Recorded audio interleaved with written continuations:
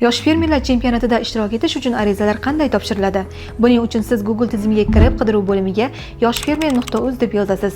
Natijada sayt sahifasi ochiladi.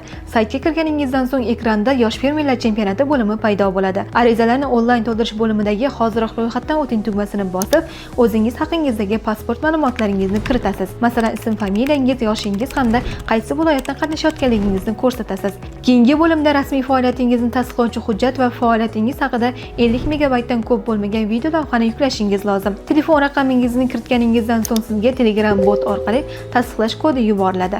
Ushbu kodni tasdiqlash bo'limiga kiritasiz va keyingi sahifaga o'tib, o'zingiz ishtirok etmoqchi bo'lgan nominatsiyalardan birini tanlaysiz. Shundan so'ng faoliyatingiz to'g'risidagi ma'lumotlar va tasdiqlovchi materiallarni tegishli bo'limga yuklaysiz. Agar sertifikatingiz mavjud bo'lsa, uni ham yuklashingiz lozim. Nizom bilan tanishish havolasi orqali chempionat haqida batafsil ma'lumotni olishingiz mumkin. So'nggi bosqichda arizani yuborish tugmasini bosasiz va g'oliblik sari ilk qadamni tashlaysiz.